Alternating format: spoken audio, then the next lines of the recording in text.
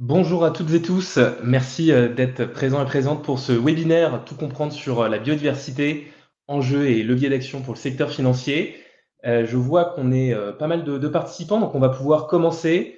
Je suis ravi d'être accompagné donc de deux personnes, Jean-Yves Villemotte et Garance Laurent pour ce webinaire qui constitue une avancée majeure en tout cas pour Goodvest, donc notamment avec l'intégration, l'enrichissement de notre méthodologie existante et l'intégration de nouveaux critères de biodiversité. Avant de commencer, on va peut-être commencer par un petit tour de table pour tous se présenter. Garance, je te laisse te présenter. Bonjour à tous. Moi je présente, je suis Garance Laurent, je suis analyste ISR chez Goodvest et donc j'ai notamment participé à l'intégration de tous les enjeux liés à l'impact des entreprises sur la biodiversité dans notre méthodologie assez récemment et plus largement au développement et à l'enrichissement finalement de notre méthodologie au cours du temps. Voilà. Merci Jean-Yves. Bonjour, donc Jean-Yves Villemotte, moi je suis principal chez Carbone 4, ça fait bientôt 15 ans que je travaille chez Carbone 4, donc début de carrière plutôt sur le climat, le changement climatique, et désormais je m'occupe de la pratique biodiversité chez Carbone 4. Super, ravi de t'avoir pour ce webinaire, pour que tu puisses nous donner tes lumières justement sur ce sujet qui est assez complexe. De mon côté, Mathieu Silva Santos, directeur de l'offre et de l'ISR chez Goodvest, au même titre que Garance, on a pu travailler justement à l'implémentation de cette nouvelle méthodologie, de ce nouveau pilier finalement à notre méthodologie existante.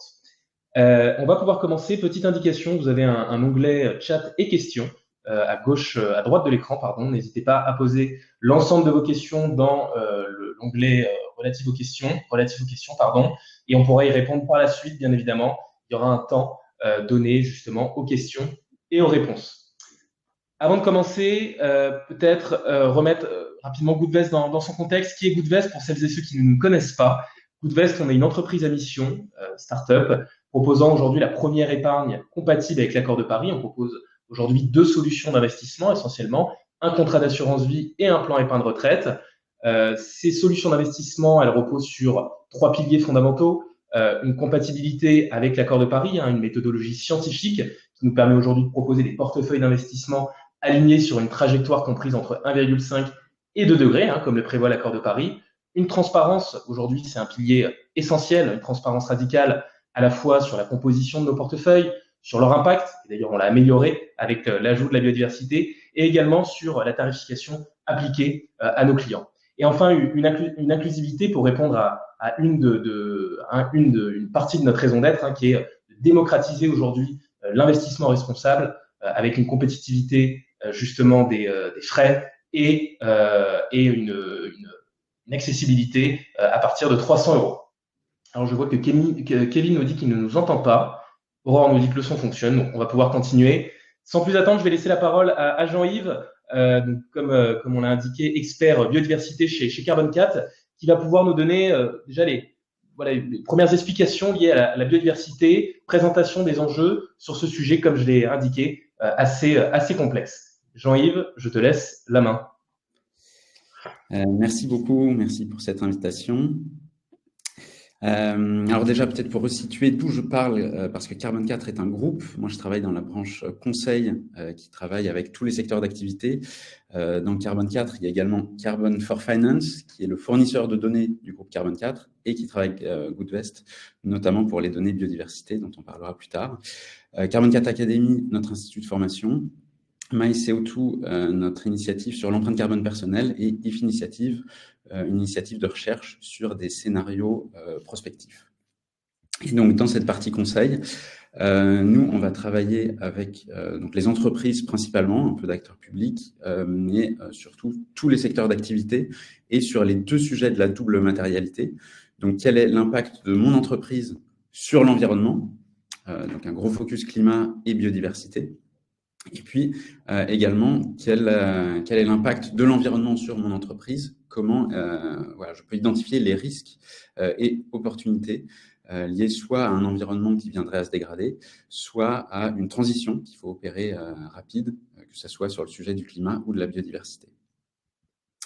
Et donc, si on prend par le début les enjeux de la biodiversité, il y a l'IPBES, l'IPBES, qui est le GIEC de la biodiversité, donc le GIEC pour le climat, qui a publié en 2019 l'état de l'art et notamment un constat très alarmant sur l'état de la biodiversité, donc avec un pourcentage des espèces en danger qui ne cesse d'augmenter et est déjà très important. Donc, vous voyez sur la gauche, selon les types d'espèces, beaucoup d'espèces qui sont menacées, soit en danger critique.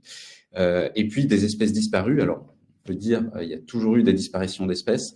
Là, le problème, c'est l'augmentation très rapide du rythme de disparition des espèces. Et donc, c'est ce que vous voyez sur le graphique. On n'a jamais connu, en tout cas sur les périodes récentes, de disparition d'espèces aussi rapides. Si on veut regarder d'autres chiffres, des chiffres assez clés, c'est que par exemple sur les populations vertébrées sauvages, dans les 50 dernières années, on a eu 70% des populations qui ont disparu. Donc là, on n'est pas sur les espèces qui disparaissent, mais au sein d'une même espèce, des populations qui disparaissent. Donc tous les types de vertébrés sont touchés. Ça, c'est notamment lié aux milieux terrestres qui sont altérés par nos activités. Donc aujourd'hui, on parle de 3/4 des milieux terrestres qui sont altérés par nos activités et donc qui exercent des pressions sur la biodiversité. Et puis 66% des milieux marins. Donc on peut voir qu'on a vraiment des impacts partout. Il y a une espèce vivante sur 4 qui est en grave danger d'extinction. Donc ça, c'est ce qu'on vient de voir sur la slide d'avant. Et puis, si on zoome sur les insectes, on dit qu'en 30 ans, il y a 80% de la population d'insectes qui aurait disparu. Donc ça, c'est les constats des scientifiques qui documentent tout ça très bien. Et c'est pour ça qu'on parle de la 6e extinction de masse. Il y en a eu d'autres dans le passé, mais voilà, récemment, on observe vraiment un gros déclin de la biodiversité.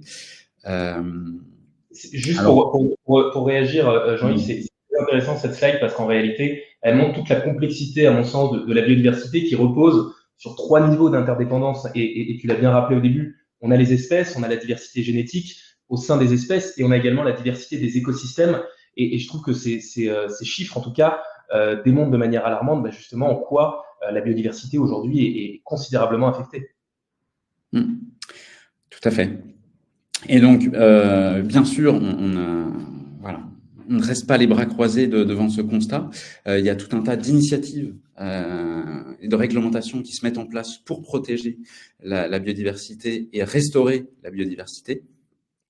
Et vous avez ici une frise qui met en miroir ce qui s'est passé sur le climat, et ce qui se passe toujours sur le climat, avec ce qui se met en œuvre aujourd'hui sur la biodiversité. Donc le constat et le consensus scientifique qui a été établi par le GIEC sur le climat, qui est fait aujourd'hui par l'IPBES, donc ça c'est au niveau des Nations Unies.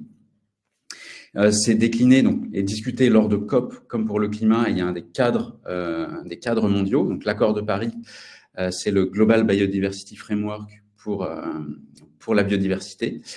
Et donc, c'est le nouveau cadre mondial dans lequel chacun des pays doivent se lancer. Et donc, on avait les CDN sur le climat, les contributions déterminées au niveau national. Et on a les NBSAP, donc les National Biodiversity Strategies and Action Plan, qui doivent être mis en place par les pays. Et donc, en France, la SNBC, Stratégie nationale bas carbone, s'appelle la Stratégie nationale biodiversité et a été sortie il y a quelques mois. Donc ça, on est au niveau politique, on va dire. Et puis derrière, on va le voir, les entreprises sont vraiment partie prenante sur ces pressions, mais aussi sur la capacité d'action à réduire ces pressions. Et donc, il y a des cadres volontaires et réglementaires qui sortent pour les entreprises. Donc, vous connaissez peut-être la TCFD ou les Science Based Targets, SBT, pour les entreprises. Eh bien, on a la même chose sur la nature, donc la TNFD, Task Force on Nature Financial Disclosure, et puis le SBTN, donc les Science Based Targets, mais pour la nature, pour que les entreprises puissent rendre compte d'une part du constat, du diagnostic actuel, et puis d'objectifs à prendre pour limiter leur impact et réduire également leurs risques liés à la biodiversité. Et sur le reporting réglementaire, donc il y a la grande loi CSRD sur le rapport extra-financier. Elle a une composante forte sur le climat, elle en a aussi une sur la biodiversité, et c'est pareil sur la taxonomie, et c'est pareil sur SFDR, qui est la loi pour les institutions financières et les fonds d'investissement qui doivent là aussi rendre compte à la fois de leurs risques et de leur impact. C'est lié au climat, mais aussi à la biodiversité. Et donc, si on revient à la science, l'IPBES a identifié 5 grands facteurs de pression. Donc, pour le changement climatique, c'est juste lié à nos gaz à effet de serre. Il y a plusieurs types de gaz à effet de serre, mais le principe est le même. Pour la biodiversité, il y en a 5. Donc, ce qui rejoint le constat que c'est un peu plus complexe à traiter. Il y a plus de choses à regarder. Et donc, on a notamment l'utilisation de l'espace et la destruction des habitats des animaux sauvages. Donc, on a ici l'exemple, 30% de la surface terrestre est aujourd'hui utilisée pour l'agriculture et les zones urbaines ont doublé depuis 1992. Quand on prend cet espace, l'espace, on le prend où? On le prend sur des espaces naturels, ça peut être des forêts, ça peut dépendre des écosystèmes, mais en tout cas, c'est des écosystèmes où il y avait une vie sauvage et souvent, on va venir bétonner ou mettre des champs avec la monoculture et ça va vraiment diminuer le nombre d'espèces et la population d'espèces animales et végétales sur cet espace. Le deuxième grand facteur de pression, ça va être l'exploitation directe des espèces. Alors, on l'a beaucoup pour la biodiversité marine à travers la pêche. Donc, l'exploitation directe, c'est quand on va capter des espèces, mais c'est ce qu'on fait aussi, par exemple, dans la forêt, quand on va prendre des arbres, ou dans l'agriculture, quand on va utiliser certaines espèces, on va venir collecter, prélever du vivant. Et donc, là, un chiffre aussi assez éloquent, 90% des stocks de poissons aujourd'hui sont soit surexploités, soit déjà pleinement exploités, c'est-à-dire qu'on est vraiment à la limite. Plus de marge de manœuvre. Le troisième facteur de pression, c'est le changement climatique. Donc là, on dit que les températures moyennes ont augmenté de 0,2 degrés par décennie sur les 30 dernières années.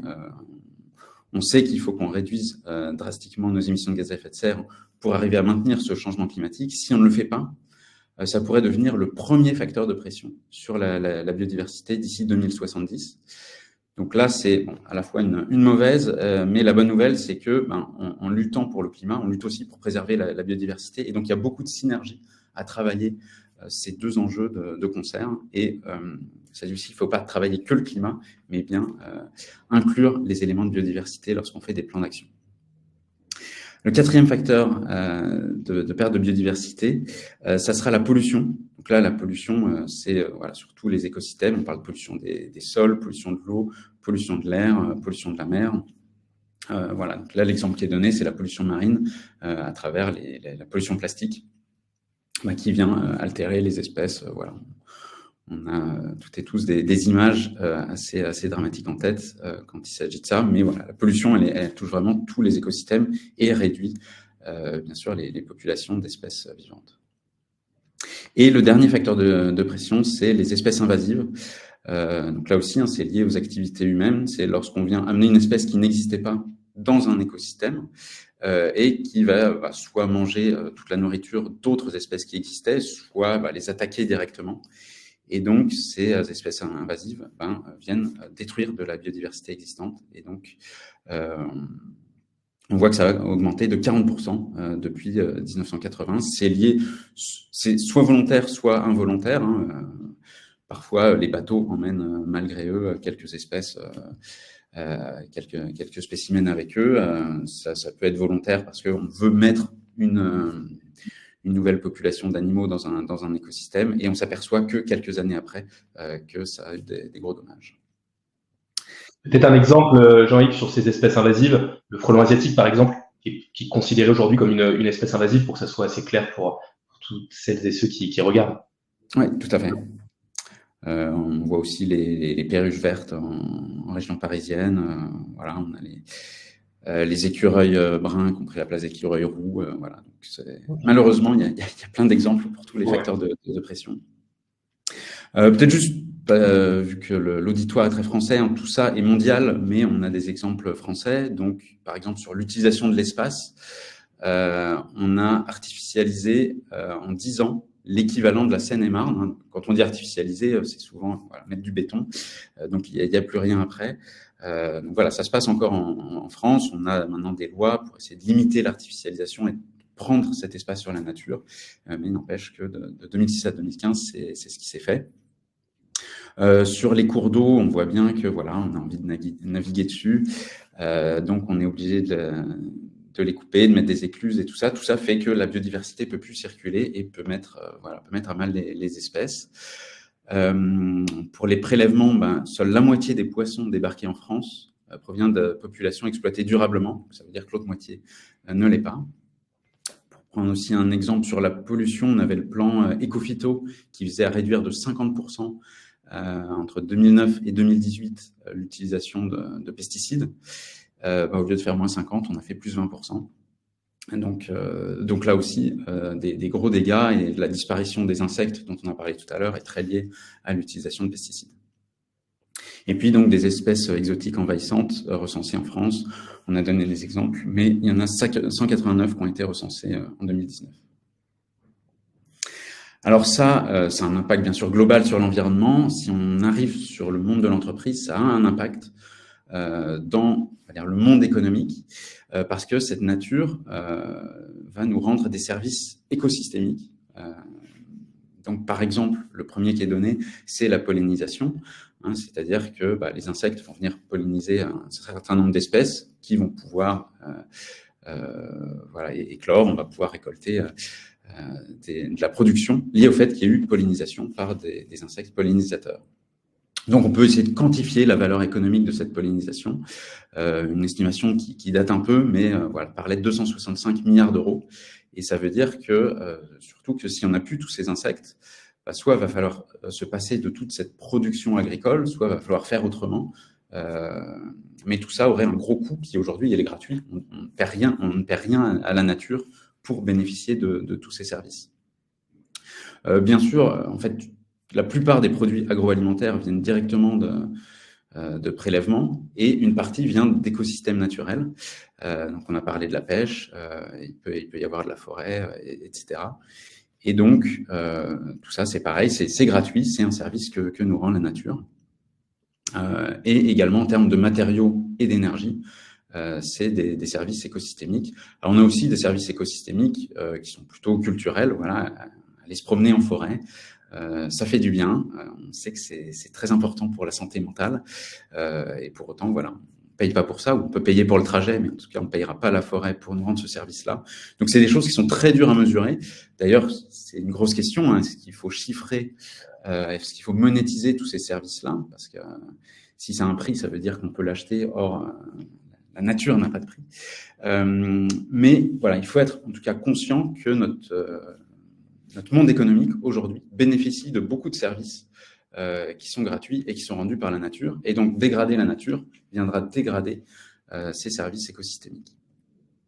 Donc, si je résume un peu comment l'entreprise peut être impactée par ce sujet biodiversité, donc, on a vu qu'une entreprise, en faisant ses activités, et donc soit en construisant des bâtiments, des infrastructures, en ayant des champs agricoles, etc. Tout ça étant soit direct, soit dans la chaîne de valeur. Bien sûr, l'idée, c'est de regarder les chaînes de valeur. Elles vont induire une modification de l'état de la biodiversité et donc avoir des impacts, exercer des pressions qui vont nuire à la biodiversité. Et donc, quand on dit nuire à la biodiversité, ça veut dire dégrader l'état des écosystèmes et puis réduire les populations, voire menacer d'extinction certaines espèces. Et ça... La biodiversité, on a vu aussi qu'elle fournit des services écosystémiques dont dépendent les entreprises. Donc, si vous êtes une entreprise agricole qui dépend de la pollinisation, vous êtes dépendant de la qualité des écosystèmes qui permettent à ces insectes pollinisateurs de bien vivre et du coup bien travailler dans les champs. Et donc, il y a cet équilibre aujourd'hui qu'on vient dégrader, ce qui fait que pour une entreprise, ça peut être un facteur de risque, le fait que ces services écosystémiques disparaissent. Alors, ça peut être aussi un facteur d'opportunité si on a une solution pour lutter contre ça. Mais encore une fois, c'est source de risque, principalement pour les entreprises. Donc, on parle, comme pour le climat, de risque physique, parce que c'est l'état physique qu'on vient modifier et qui impacte l'entreprise. Et du coup, pour lutter contre ça, on a vu qu'on a tout un tas de cadres mondiaux, européens ou français, en tout cas dépendant des États, qui va venir impacter les entreprises pour freiner leurs impacts, pour réduire leur pression. Et donc ça aussi, c'est source de risques et d'opportunités envers les entreprises. Donc, par exemple, si on interdit l'usage des pesticides, ça peut aussi être un facteur de risque. Donc, on retrouve les deux côtés de la double matérialité. Pour les entreprises, il faut bien sûr réduire son impact sur la biodiversité, mais il faut aussi identifier ces risques et opportunités et les gérer au mieux. Et si je fais maintenant le lien avec les institutions financières, elles financent les entreprises et donc elles héritent quelque part de ces risques et opportunités, et elles peuvent aussi avoir un rôle dans l'impact, c'est-à-dire la capacité des entreprises à avoir des bonnes pratiques et à réduire leurs impacts. Voilà pour le rapide topo. Encore une fois, ce sujet, vous l'avez compris, il est plus complexe, il est plus complexe à mesurer. Il est à la fois global parce que ça touche tous les écosystèmes, mais il est aussi beaucoup plus local sur certains aspects, contrairement au climat qui, lui, est plus global. Donc, ça explique que la biodiversité arrive quelques années après le climat, mais pour autant, en termes d'enjeux, on est vraiment au même niveau, c'est-à-dire que si on se dit qu'on a envie collectivement de garder une terre habitable et accueillante, faut bien sûr lutter contre le changement climatique, mais également contre la dégradation de la biodiversité. Merci Jean-Yves pour ces explications et cette présentation. Et ça fait parfaitement lien finalement avec notre partie, puisque nous on se situe non pas en tant qu'institution financière, mais en tant qu'entreprise évoluant en tout cas dans le secteur financier, qui allons faire des choix d'investissement, des sélections. Finalement, on va financer directement des entreprises. Et ça fait un très bon lien finalement avec la partie suivante. Qu'en est-il aujourd'hui quel est l'état des lieux aujourd'hui de la finance et la biodiversité? On a beaucoup parlé de finance et climat, de CO2, de trajectoire de réchauffement climatique. Nous, on en parle depuis le début, en tout cas chez Goodvest, y compris dans les différents référentiels de labels. Qu'en est-il aujourd'hui du lien entre finance et biodiversité? Et je vais laisser la parole du coup à Garance sur cette partie. Merci beaucoup Jean-Yves pour cette présentation et qui nous permet d'avoir justement une idée assez globale sur les enjeux extrêmement importants aujourd'hui de la biodiversité. Et comme le rappelait Mathieu à l'instant, il y a un lien extrêmement important finalement entre finance et biodiversité, puisque la finance va financer ces entreprises qui, elles, ont à la fois un impact et des dépendances extrêmement fortes avec la biodiversité. Et pourtant, on se rend compte aujourd'hui que la biodiversité est encore un sujet qui est extrêmement peu pris en compte par les acteurs financiers, les institutions financières et dans les investissements globalement aujourd'hui. Pour donner quelques chiffres clés, il y a 3/4 des gestionnaires d'actifs qui n'ont pris encore aucun engagement en termes de déforestation. On se rend compte que c'est encore un sujet qui est très peu traité. On peut également citer récemment le nouveau référentiel du label ISR, qui permet de labelliser les fonds d'investissement pour attester justement de leur objectif d'investissement responsable. Dans ce nouveau référentiel qui est entré en vigueur en mars 2024, on se rend compte que le terme biodiversité n'apparaît que 3 fois sur plus de 50 pages de référentiel, donc c'est extrêmement peu. Et à titre de comparaison, les termes environnement et climat vont apparaître respectivement 25 et 26 fois. Donc on se rend compte que, contrairement à ce que disait Jean-Yves, où justement on voit qu'il y a deux enjeux qui sont extrêmement importants et vraiment à mettre sur un pied d'égalité entre le climat et l'environnement, qui en plus de ça sont entre le climat et la biodiversité, qui en plus de ça sont interconnectés. On voit néanmoins qu'aujourd'hui, dans les réglementations, etc., on a quand même un plan d'avance en matière de climat par rapport à la biodiversité, et que donc la question de la biodiversité n'est pas encore assez traitée. Il y a un véritable besoin à ce niveau-là. Qui plus est, on se rend compte qu'aujourd'hui, l'ensemble de la chaîne de valeur des entreprises est impliqué et a un impact sur la biodiversité. Aujourd'hui, on estime que c'est 80% de l'impact des entreprises sur la biodiversité qui vient de son scope 3, donc c'est-à-dire finalement son impact indirect, à la fois via en amont de son activité, donc que ce soit par exemple via ses fournisseurs, mais aussi en aval via l'utilisation de ses produits, etc. Et c'est un chiffre qui rejoint globalement celui qu'on a retrouvé pour le climat. Donc, que ce soit en termes de climat ou de biodiversité, il y a un véritable besoin de prendre en compte l'ensemble des activités d'une entreprise et l'ensemble de sa chaîne de valeur pour réellement pouvoir évaluer finalement son impact sur la biodiversité et les écosystèmes. Et j'en disais tout à l'heure la difficulté que représente aujourd'hui la mesure finalement de l'évaluation des services écosystémiques. Il y a néanmoins aujourd'hui des études qui essayent de mesurer finalement la valeur de ces services. Aujourd'hui, on estime qu'environ plus de la moitié du PIB mondial soit environ 44 000 milliards de dollars, dépendent de la nature et des services écosystémiques. Donc on se rend compte que c'est vraiment notre économie complète et l'ensemble de nos entreprises qui dépendent vraiment profondément finalement de la nature et des écosystèmes, d'où le besoin de s'intéresser activement à cette question. Donc plus concrètement, de quelle façon est-ce que les entreprises impactent réellement la biodiversité? Aujourd'hui, Jean-Yves l'a mentionné, les entreprises vont, via leurs activités économiques, exercer des pressions qui vont perturber et détruire progressivement la nature et les différents écosystèmes. Donc, on a cité tout à l'heure la surpêche, la pollution plastique ou les exploitations intensives notamment. Donc, si on prend par exemple un exemple très concret d'une entreprise, une société qui ferait de l'élevage de volailles, concrètement, pour élever ces volailles, l'entreprise va avoir besoin de les nourrir, par exemple avec des exploitations comme du maïs. Pour produire ce maïs, elle va devoir exploiter des sols ou à minima avoir recours à un fournisseur qui, lui, exploitera des sols pour produire justement ces plants de maïs. Et donc, via la production de cette ressource pour nourrir ces volailles, l'entreprise aura un impact en exploitant des sols pour la production du maïs. Et cette exploitation des sols, elle va générer un impact évidemment sur la biodiversité, que ce soit en occupant des sols, en fragmentant des écosystèmes, potentiellement en polluant le sol via des produits chimiques ou autres. Et donc, elle va finalement avoir, par la production de ces volailles, générer un impact sur la biodiversité. Et donc, en tant qu'acteur financier, en investissant dans des entreprises, notre épargne, elle va constituer un levier extrêmement important d'action pour participer justement à cette préservation de la biodiversité et à la restauration de la biodiversité et également à minimiser au maximum notre impact négatif sur la biodiversité via les entreprises qu'on va financer. Donc, maintenant qu'on a compris que c'est extrêmement important finalement d'évaluer l'impact sur la biodiversité, comment est-ce qu'on va mesurer l'impact actuel de cette biodiversité et l'état de cette biodiversité pour justement pouvoir mesurer notre impact dans le temps. Aujourd'hui, on a un indicateur qui est l'indicateur le plus abouti à ce jour, qui est le MSA, donc qui est pour Mean Species Abundance. Donc, c'est un indicateur qui va évaluer et exprimer l'abondance relative d'une espèce dans un écosystème par rapport à l'abondance des espèces dans un écosystème qui serait vierge et qui n'aurait pas été perturbé par l'homme.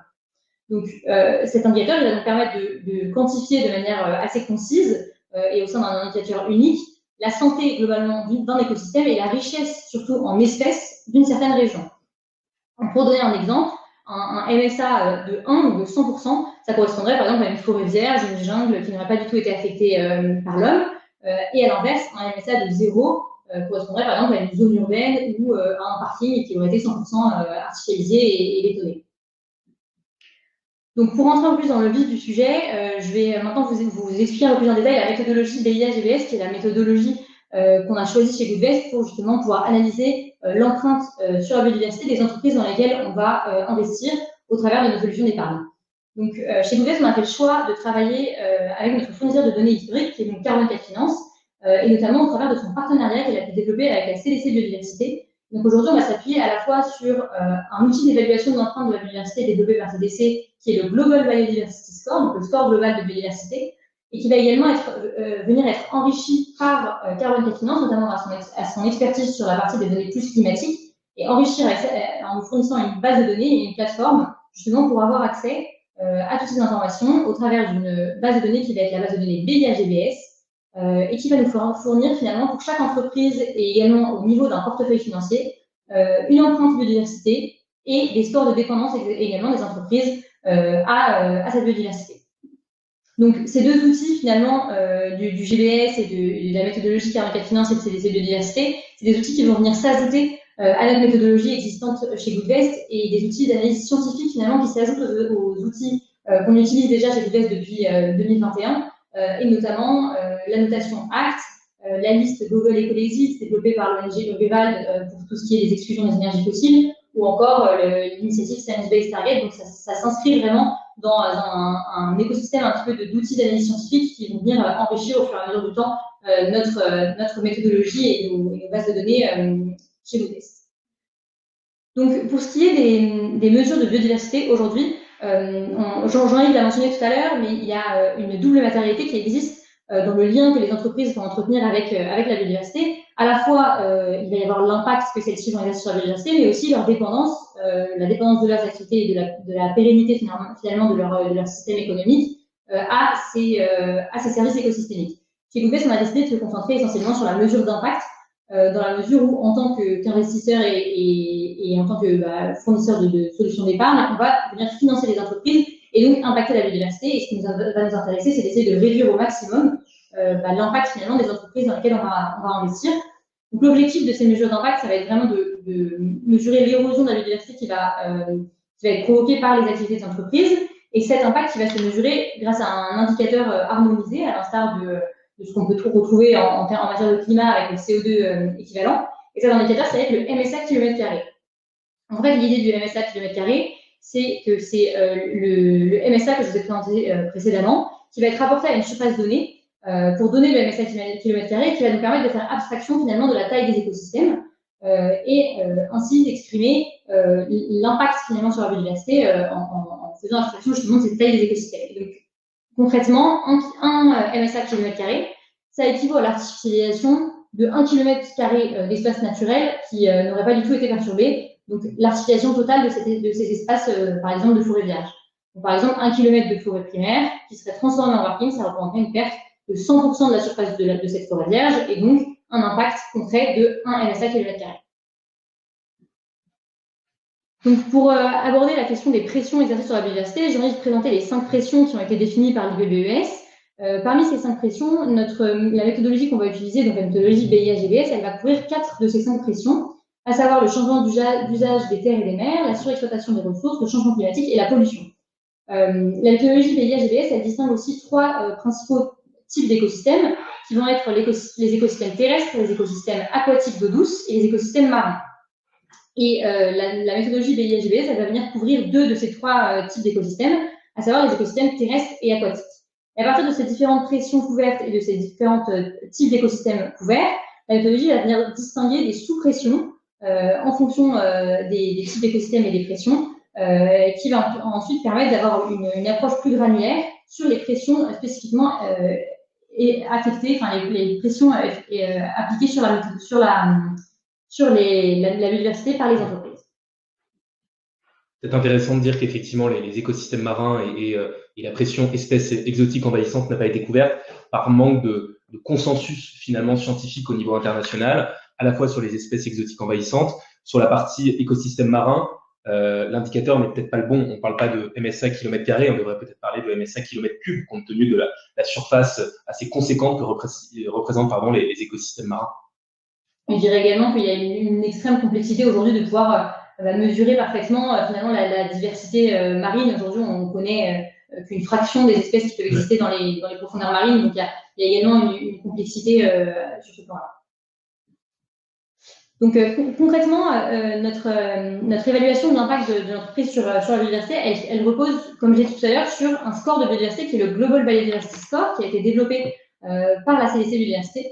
Et en fait, l'évaluation de cet impact de chaque entreprise, elle va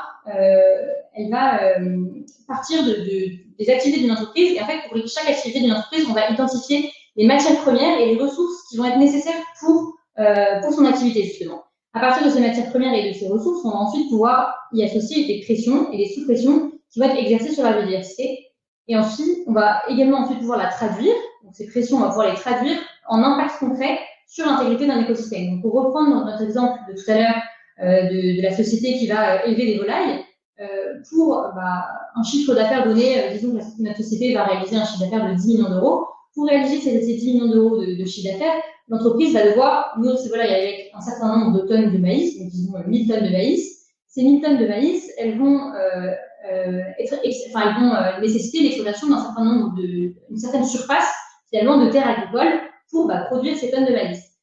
Et donc, on peut imaginer par exemple une surface de 10 km². Ces 10 km², ils vont être exploités et donc ils vont être en partie artificialisés et affectés. La biodiversité de ces écosystèmes-là et de cette surface agricole exploitée va être affectée à une certaine hauteur. Donc, par exemple, si on estime qu'un champ correspond à un MSA, par exemple, une réduction de 50% de perte de biodiversité, dans ce cas-là, sur 10 km², on va avoir un impact concret de 5 km² MSA, un MSA km² sur finalement l'activité de cette entreprise. Donc, concrètement, pour chacune des entreprises, on va remonter aux ressources et aux matières premières exploitées, et pour chacune d'entre elles, on va pouvoir effectuer cette chaîne finalement pour remonter à un impact concret en matière d'impact sur la biodiversité.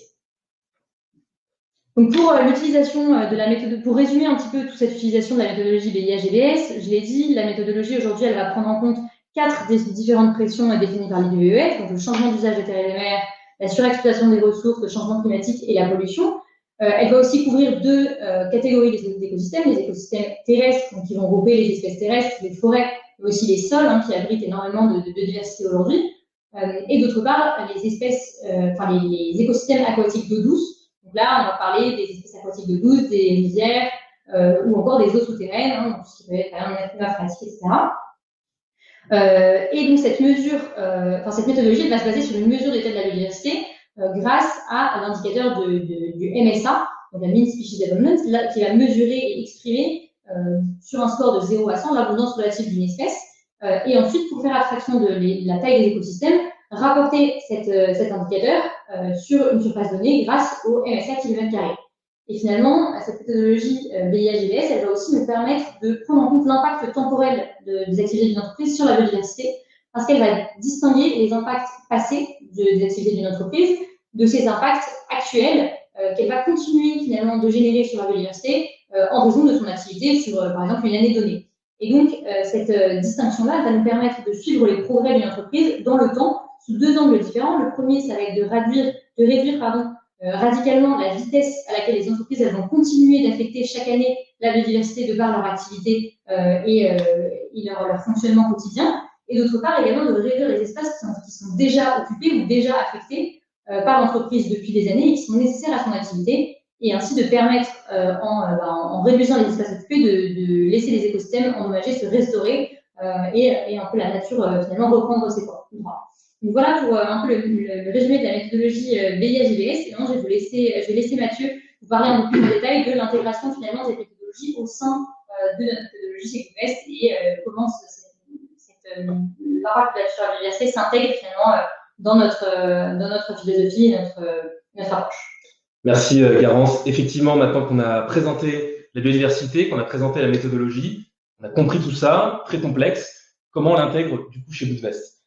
Très important, puisque comme je pense qu'on a tous compris, on est tous d'accord là-dessus, la biodiversité est un aspect crucial qui probablement dépasse l'enjeu du climat, ou en tout cas qui se situe au même niveau et qui est malheureusement souvent décliné aujourd'hui dans les stratégies d'investissement, ou en tout cas dans le monde de la finance. Donc nous, on a fait le pari qu'aujourd'hui, on devait absolument se saisir justement de ce sujet-là, de développer des indicateurs concrets permettant de mesurer justement l'impact de nos portefeuilles sur la perturbation des écosystèmes. Garance l'a très bien rappelé, grâce justement à la méthodologie co-développée par Carbon 4 Finance et CDC Biodiversité. Donc le critère de biodiversité aujourd'hui constitue un nouveau pilier finalement, un nouveau critère à notre méthodologie d'investissement. Vous vous rappelez, notre méthodologie d'investissement se situe finalement comme un entonnoir avec comme premier chiffre d'analyse l'exclusion sectorielle, donc l'exclusion des secteurs néfastes, énergie fossile, tabac, armement, divertissement pour adultes, une analyse de l'empreinte carbone historiquement qu'on faisait de manière à pouvoir aligner justement nos portefeuilles sur une trajectoire de réchauffement climatique de maximum 2 degrés, et dorénavant une analyse finalement de l'empreinte biodiversité, grâce à la méthodologie développée justement précédemment par Garance. Et ensuite, les autres pans de notre méthodologie qui restent inchangés, une analyse finalement de l'engagement actionnarial des sociétés de gestion avec qui on travaille, une analyse financière, et enfin une validation en comité d'investissement composé à la fois de personnes internes à Goodvest et également de gérants d'actifs externes, notamment Mirova, la Banque Postale AM et Tobam. Donc pour rappel, depuis le début de Goodvest, depuis 2021, on a analysé un peu plus de 8000 fonds d'investissement aujourd'hui pour en sélectionner qu'une vingtaine, donc soit à peu près 0,2% justement de fonds qui ont été sélectionnés depuis le début de Goodvest. Donc comme je l'ai dit aujourd'hui, c'est un nouveau pilier qui s'ajoute à notre méthodologie qui nous permet aujourd'hui de présenter la méthodologie la plus complète aujourd'hui qui puisse exister, à la fois en adressant la problématique du climat et la problématique aujourd'hui de la biodiversité. Jean-Yves et Garance l'ont très bien rappelé, ce sont 2 sujets qui sont intrinsèquement liés. Le climat est une des pressions majeures qui affecte la biodiversité et la biodiversité régule le climat de par son aspect fonctionnel et de par les services écosystémiques, pour le moment gratuits, comme l'a dit Jean-Yves, mais que rend justement la biodiversité. Donc comment aujourd'hui on a intégré ce critère de biodiversité? À la différence du climat, aujourd'hui on n'a pas d'indicateur de mesure comme la trajectoire de réchauffement climatique. L'accord de Paris est très clair sur le climat, c'est 2 degrés en tirant vers 1,5. Sur la biodiversité, on n'a pas encore de mesure standardisées, en tout cas, sur lesquelles on pouvait se baser. Donc, ce qu'on a décidé de faire chez Goodvest, c'est, étant donné qu'on ne peut pas avoir directement d'impact positif, ou en tout cas le mesurer comme la trajectoire de réchauffement climatique, on va passer par la première étape, déjà la réduction, finalement, de notre impact. Finalement, le débat est sur la biodiversité, il est même que sur le climat. Il faut réduire avant de compenser. Donc, on a décidé dans un premier temps de réduire. Comment on réduit? Justement, en sélectionnant des fonds d'investissement, des supports qui vont réduire leur impact par rapport à ce qu'on appelle, nous, un portefeuille traditionnel, donc par rapport à un indice comparable. Donc, nous, on va comparer l'ensemble des portefeuilles des fonds d'investissement Goodvest à un indice comparable en termes d'un point de vue sectoriel et d'un point de vue géographique. Très important, puisque ça nous permet de tenir compte justement des critères, des différences de matérialité existantes entre secteurs et entre zones géographiques. Entre secteurs, pourquoi? Parce que le secteur agricole n'a pas le même impact qu'une foncière immobilière. Pour les zones géographiques, pareil, l'impact sur la biodiversité dans un pays émergent n'a pas le même impact que sur un pays européen. Donc, très important pour nous aujourd'hui de pouvoir mesurer ce qui est comparable aujourd'hui. Donc, on analyse l'ensemble des fonds d'investissement selon méthodologie, selon ces 3 conditions cumulatives, et la biodiversité qui constitue finalement une contrainte qui vient s'ajouter, cumulative au même titre que le climat et que l'exclusion sectorielle. Si un fonds d'investissement ne réduit pas son impact par rapport à un indice de référence, alors il n'a pas sa place finalement dans un portefeuille Goodvest. Concrètement, comment on fait? Faisons une petite étude de cas entre 2 fonds. Un fonds M-Climate Solutions que nos clients et clientes peuvent connaître, puisque c'est le fonds qui est présent dans notre thématique solutions climatiques, et un fonds extrêmement similaire, un fonds investi dans des actions internationales, qui investit justement dans des entreprises qui contribuent de manière active à la transition écologique et à la transition énergétique. Donc, on peut voir que sur le plan climatique, en termes d'extraction, production d'énergie fossile, en termes de trajectoire de réchauffement climatique, en termes de label, on est sur des caractéristiques assez similaires. Ces fonds sont peu ou prou les mêmes, à la différence que le deuxième fonds n'a pas le label ISR. Néanmoins, sans cette contrainte de biodiversité, on aurait pu sélectionner les 2 fonds. Aujourd'hui, on n'en avait sélectionné qu'un. Néanmoins, si on rajoute justement ce critère de biodiversité et qu'on compare l'impact de biodiversité de ces 2 fonds à leur indice de référence, à savoir le MSCI All Country World Index, donc qui représente des entreprises investies à la fois dans les pays développés et dans les pays émergents, et on remarque que le premier fonds, le M-Climate Solutions, réduit son impact sur la biodiversité de 45%, lorsque le second fonds, dont je tairai le nom, lui, ne réduit pas son impact, mais au contraire augmente l'impact sur la biodiversité de 7%.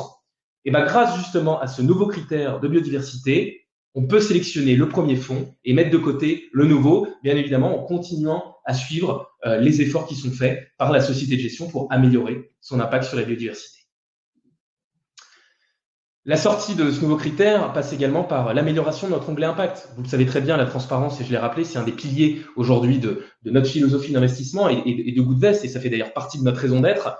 Notre onglet impact, depuis la création de Goodvest, depuis 2021, a été composé à la fois de l'alignement en température du portefeuille, de l'empreinte carbone issue des activités économiques de chaque entreprise, des émissions de CO2 économisées permettant de mesurer concrètement la contribution de chaque entreprise à l'atténuation du changement climatique et à son adaptation. Récemment, suite à la sortie de notre thématique infrastructure verte non cotée, on a pu ajouter un indicateur de contribution à la transition énergétique. Dorénavant, grâce à la biodiversité, vous aurez accès à justement l'impact concret de vos portefeuilles sur, en termes de surface, mètres carrés d'équivalent de surface d'habitat naturel affecté, en comparant justement cet impact à ce qu'on appelle ce portefeuille traditionnel dont j'ai parlé tout à l'heure. Donc, un portefeuille Goodvest, c'est-à-dire un portefeuille traditionnel, un portefeuille investi de la même manière qu'un portefeuille Goodvest, mais en remplaçant chaque fonds par son indice de référence et en calculant l'impact de la même manière.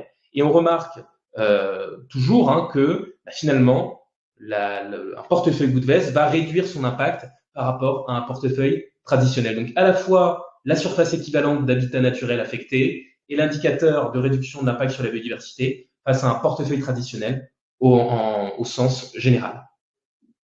Donc, pour résumer, la biodiversité chez Goodvest, c'est la prise en compte de 4 des 5 pressions anthropiques définies par l'IPBES. On en a parlé, la biodiversité, en tout cas les réseaux de la biodiversité, tout comme le climat, est d'origine humaine, d'origine anthropique. Et ça, c'est important de le rappeler. La couverture de 2 des 3 catégories d'écosystèmes connues aujourd'hui. une nouvelle contrainte d'investissement qui renforce la durabilité de notre gestion pilotée et qui nous permet aujourd'hui, comme je l'ai indiqué, de proposer la méthodologie la plus complète du marché.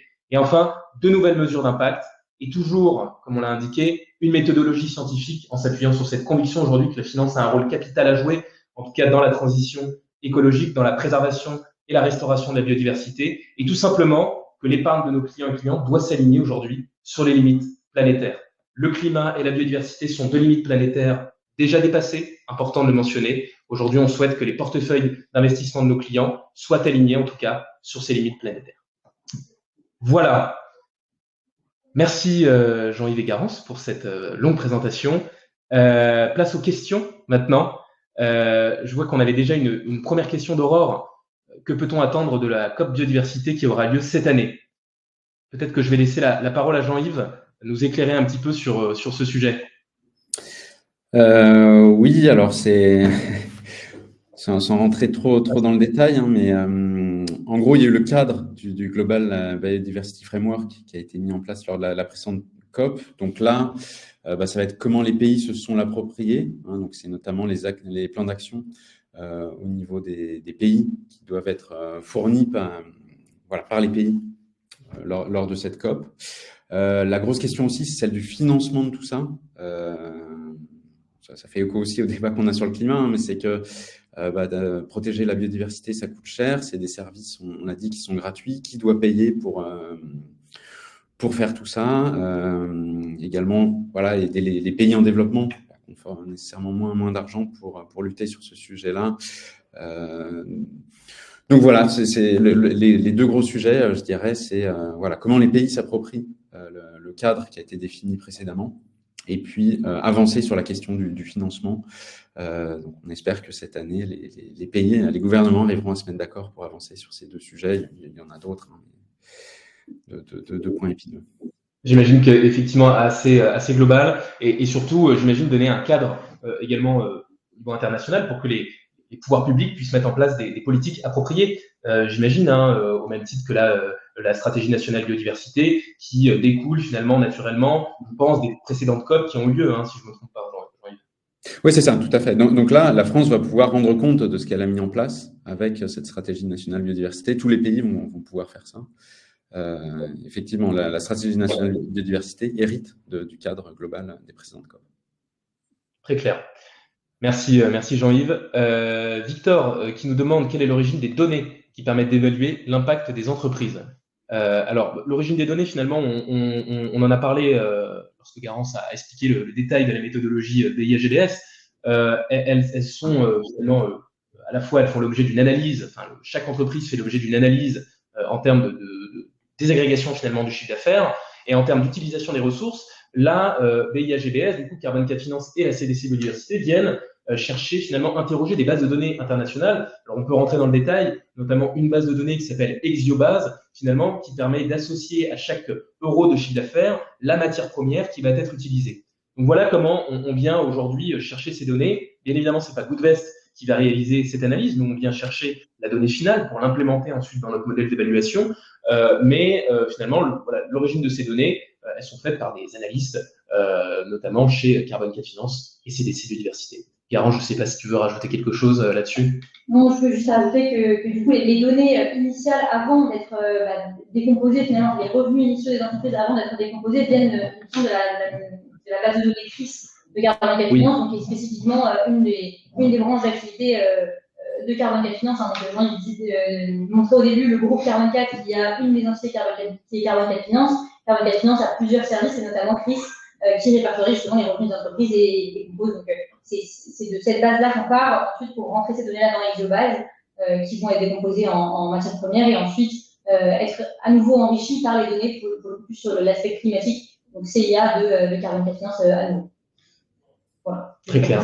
Merci Garance. Deuxième question de Bernard. Serait-il possible d'avoir un fonds encore plus radical, même avec une rentabilité epsilonesque, à titre symbolique? Maintenant, c'est le cas chez Goodvest, puisqu'on adresse trois piliers fondamentaux, l'exclusion justement des secteurs les plus néfastes, le climat et la biodiversité, sans pour autant faire une croix justement sur la rentabilité de nos investissements. Donc aujourd'hui, justement, on a fait l'effort d'ajouter justement, de renforcer en tout cas la crédibilité, l'exigence et la rigueur finalement de notre méthodologie pour aller encore plus loin et pour avoir une méthodologie encore plus complète. Jean-François qui nous demande, est-ce que la prise en compte du critère de la biodiversité a amené Goodvest à modifier ses allocations? Bien évidemment, oui.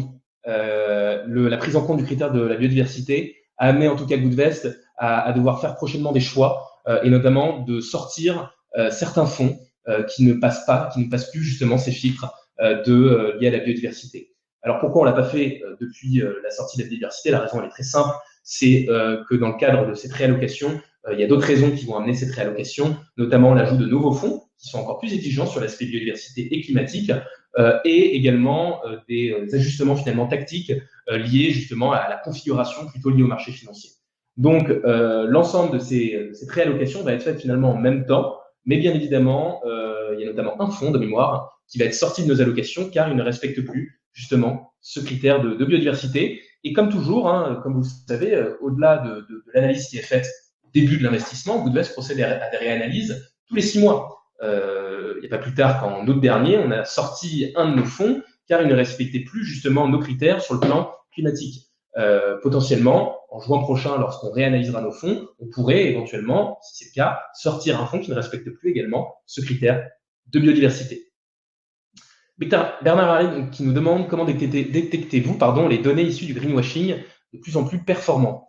Mais vous avez totalement raison, Bernard, le greenwashing est de plus en plus performant, notamment dans le monde financier. Il y a des statistiques qui sont assez impressionnantes sur le sujet. Comment on le détecte? Finalement, en faisant appel à des partenaires, à des fournisseurs de données finalement crédibles.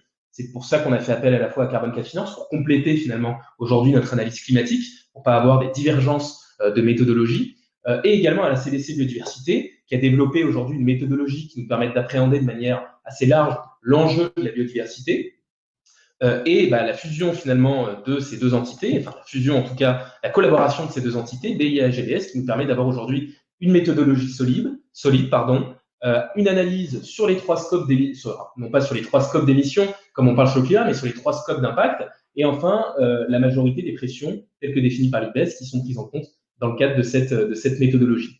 Après, bien évidemment, c'est notre rôle Goodvest, en tant que tiers de confiance, de s'assurer que justement ces méthodologies ne sont pas du greenwashing. Et ça, c'est pour ça qu'on a étudié plusieurs acteurs à l'origine. On n'a pas étudié bien évidemment que Carbon 4 Finance, on a étudié d'autres acteurs et on a décidé justement de sélectionner Carbon 4 Finance et CDC Biodiversité pour la crédibilité et justement pour le périmètre de l'impact biodiversité qui est pris en charge.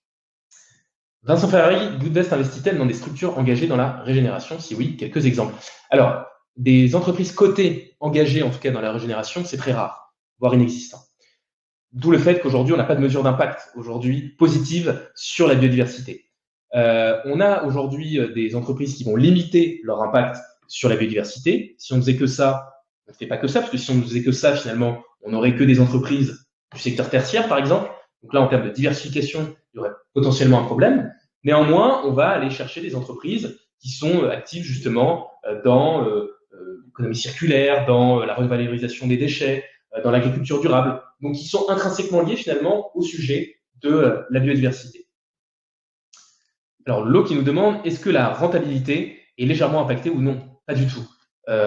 C'est toujours le même problème, c'est toujours le même problème, c'est toujours la même solution.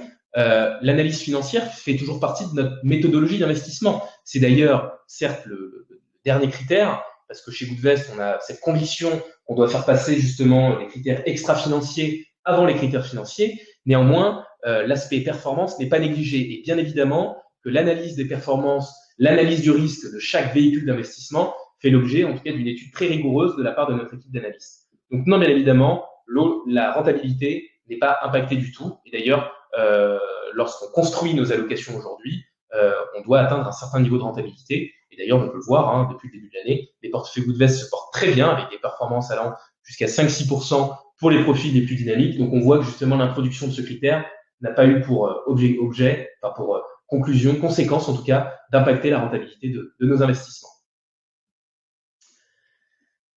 Alors, Clémence qui nous demande, je n'ai pas compris si vous utilisez l'indicateur en stock ou en flux VS l'indice de référence. Très bonne question, Clémence. Quand l'entreprise définit les cibles, les prenez-vous en compte?